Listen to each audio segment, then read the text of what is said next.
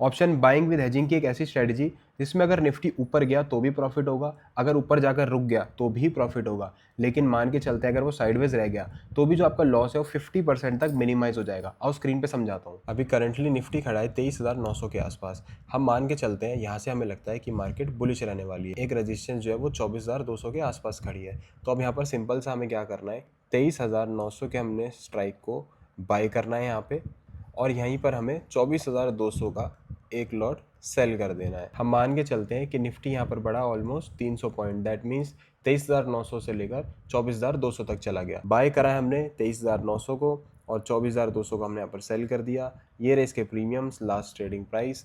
और अगर आप चेक करोगे आपका मैक्स प्रॉफिट आके खड़ा हो गया है एक लॉट पे 11,900 के आसपास, और टोटल जो मार्जिन लगा है वो सिर्फ और सिर्फ लगा है 44,000 रुपीज़ का।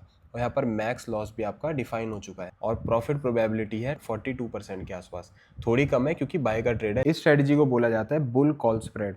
यहाँ पर ऑप्शन बाइंग विद हेजिंग की जाती है। अब यहाँ पर हमारा प्रॉफिट मैक्सिमाइज कैसे हुआ, क्योंकि जो स्ट्राइक हमने 24,200 का सेल किया था, जब निफ्टी 24,200 तक पहुंचा लेकिन उसको क्रॉस नहीं कर पाया, तो आउट ऑफ द मनी होने के कारण जो प्रीमियम 76 रुपीज़ का था वो पूरा का पूरा हमारे पॉकेट में आ गया। तो एक प्रॉफिट ये हो गया। और दूसरा, जो 23,900 हमने बाय किया था 193 पे, वो ऑलमोस्ट 300 पॉइंट बढ़ने के बाद 107 रुपये के आसपास का हमें प्रॉफिट दे रहा है। तो जिसका मतलब हो गया टोटल हमें यहाँ पर 180 पॉइंट से भी ज़्यादा कैप्चर हुए, तभी हमारा प्रॉफिट 11,000 से भी ऊपर चला गया। बाकी अगर आपको इस ट्रेड से रिलेटेड या मार्केट से रिलेटेड कोई भी दिक्कत आती है तो आप कमेंट कर सकते हो, या फिर डायरेक्टली मेरे डीएम में भी मेरे से सवाल पूछ सकते हो। तो इसी तरीके की स्ट्रेटजीज के लिए और फास्ट इन्फॉर्मेशन के लिए फॉलो, लाइक, शेयर करके ज़रूर जाना।